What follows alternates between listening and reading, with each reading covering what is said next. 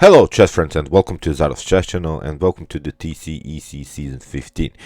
So today I wanted to show you a very nice game played by this top engine Houdini. I'm not going to show you Lila or Stockfish game today. It's a really beauty and against this top engine Ethereal, and for those who have problems maybe to play against this Pirc Defense, I think this game is very instructive because it has a very nice opening line. You see here Houdini chooses this H3 variation, this classical line, but for those, as I said, for those who are really having troubles, this will be a perfect game in order to get a better understanding how to play as white against this very annoying defense. So here e4, d6 by Ethereal, d4 by Houdini, knight on f6, knight on c3, protecting the e4, and now g6. Now h3, and I myself, when I play against this Pirc defense, I always like to play maybe here this really classical line with knight on f3, then bishop on e3, this so-called 150 attack. But maybe after this game I'll try another line, because here h3 perfectly fine, and you see now the importance. There are lines with f3, with g4, then after that bishop on e3, queen on d2, trying this trade of bishops on h6, creating this early flank attack. Here this h3 is I think a very nice line, because it leaves the opportunity here to play the move f4, and whatever we play here, f3 or h3, after bishop on e3, it doesn't allow the knight to kick away your bishop from e3 with the move knight on g4, so h3 perfectly fine. Bishop on g7, now bishop on e3, and now c6. Here Houdini goes for a very aggressive line with the move g4, and this game was played between Peter Svidler against Vasily Ivanchuk with the black pieces. Peter Svidler really crushed Ivanchuk in this line. Here after g4, you see black is trying also flank attack on the queen side. We have here opposite side attacks, but now here we have a very interesting move, e5. If you take d takes e5 immediately, and then d takes e5, if you trade off the queens, this could be a potential line. Then of course we take with the rook, but you see the knight doesn't have good squares. You cannot play b4 because first of course we'll take the knight with the tempo on the bishop, so that's why you're forced to play the move knight on d7. But now we have a very tricky move here, knight on b5. If you take c takes b5, then you get bishop on g2. So very aggressive stuff in an early stage of the game. Basically, we're forced here maybe to take with the bishop on e5. Then white can try maybe here f4. Black can try a6, but now knight on c3, bishop takes on c3, b takes c3, and okay, we have now equal material. Still I think white has an advantage, because we have here the bishop pair, we have a space advantage on the king side, we have a very nice development. Still we can play this move bishop on g2, attacking this c6 weakness, so I think simply white is better here. Of course we have also possibilities to play the move bishop on d4. So as I said, you see after e5 it's not so easy here for black to immediately take the pawn on e5 and simplify the position by the trade of queens. So that's why knight from f to d7, and now f4, and here we have a perfect attack by the pawns here in the center. Here black tried knight on b6, but now queen on f3. Now we want to get out of the line. We don't want to trade off the queens anymore. We're not searching for simplifications here. As said, now we want to get use of this dynamic pawn structure and really attack black's king after castling. Here castling played by Ethereal, and now h4, simply going straight forward, and this flank attack is perfectly fine, because we are not really endangered here. If you play knight on c4, we will take simply out this knight on c4. If you try b4, we have the possibility here to put the knight on a very nice square on e4, and the king is really not in danger because basically we are one move far away from castling. So that's why here after b4, as said, knight on e4, and we have now really cemented the knight in the center. This bishop is supporting the attack.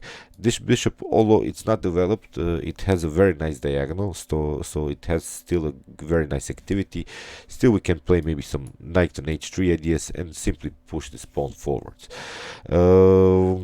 If black tries here the move d5 in order to kick away the knight, that's not good, because you see, we want to challenge really this very annoying pawn structure in the center. With this d6 move, at least we are trying to break somehow this pawn storm here. With the d5 move, okay, you gain maybe a tempo, but after this move d5, you're really not challenging anymore white center. So that's why here d takes e5 was played, d takes e5, and now knight on d5. Bishop on d2 going into this sort of opposition with the knight, and here f6 was played. And maybe a better line for black would have been to play the move f5, still with the same idea, but now you're forcing white to do something. Maybe g takes f5 could be the continuation after bishop takes on f5. Okay, still I think white is better here. Again, we can simply castle queenside here. Bishop on c4 could be continuation, maybe knight on h3, then a knight on g5 outpost with the preparation maybe to push the pawn on e6. So many options here for white, but this line I like more instead of this immediately f6. This leaves now white really flexibility, because now white is not attacked, the pieces are not attacked, and that's why here Houdini simply pushed forward with the move h5. We have f takes e5, and now h takes g6. We are not bothered here by this potential pawn trades on f4. If you try knight on f4, well, then you get a very annoying move, bishop on c4. If you try bishop on e6, we can simply take, knight takes on e6, but now queen on h3. That's the main idea here. You see, black is really in trouble here already, and we can simply go out of this f file where the rook has attacked the queen, and simply transpose the queen to h3 and create a dangerous attack. So as said, here you see after h takes g6, e takes f4 was played, and now white simply continue with bishop on d3.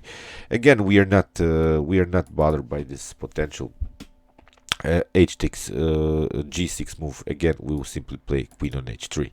So here queen on e8 was played, trying to get the queen in the defense of this g6, maybe maybe somehow bring the queen in order to defend the king. Here white has already a perfect attack, although black is pawns up, but here I think it doesn't matter. Here the piece activity by white is huge, and white is completely better here. So here now finally Houdini castled, connecting the rooks after of course a potential knight move.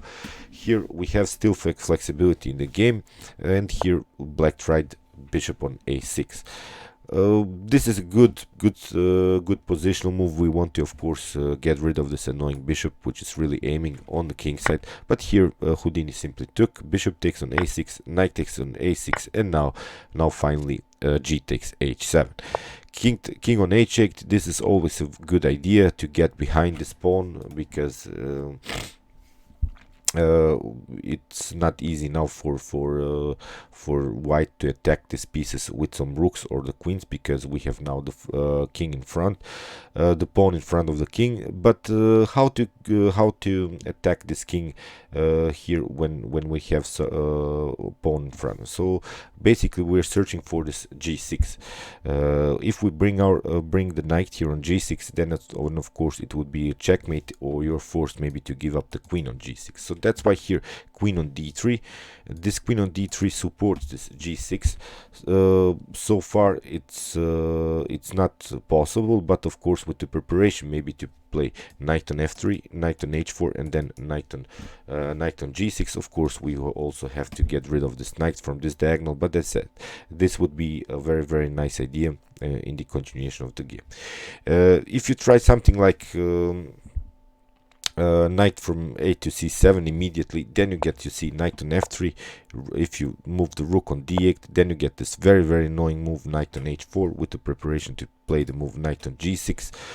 Here, if you try knight on f6 in order to create a discovered attack, then you get simply queen takes on d8, deflecting the queen. If you take, then you get a very nice checkmate on g6. So you see, very annoying stuff. Black has a really something to take care first, and that's why here after queen on d3, knight on e3 was played. And this is now deep tactical idea. Okay, you see, white has attacked the queen. Of course, first bishop takes on e3 was played, f takes e3, but now queen on a6.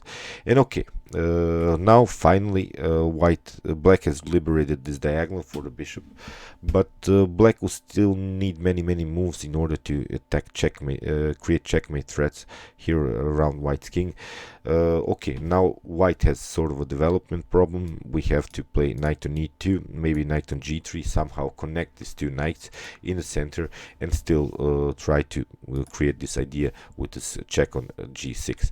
So here queen on g6 was played. Now knight on g3. We have now queen on c3, queen on f6, attacking here this pawn on b2. So here c3 has to be played by white, and here queen on f4 played by Ethereal. Of course, the idea is here to play the move e2 in order to create a discovered attack by the queen, and then grab the rook. But here maybe b takes c3 would have been the better continuation, but still white has a defense with the move knight on e2.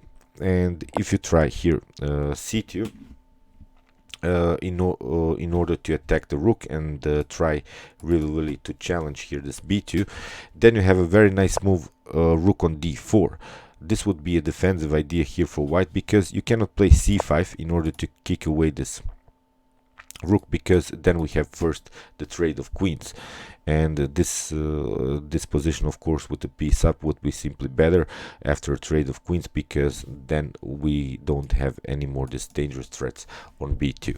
So that's why here after c3, queen on f4 was played, and now finally development of this knight from g to e2. Queen takes on g4 was played, and now rook on g1, creating a discovered attack on the bishop. Here rook from a to d8 was played. Now finally knight on h5. The idea here, the queen has to move, and now queen on a4. We are not bothered and so far by this bishop on g7. Still, we have also troubles here. We have to defend this c2 square, because now the threat is, of course, rook on d2, and here rook on c2 was played first, trying to somehow connect the rooks on the second rank.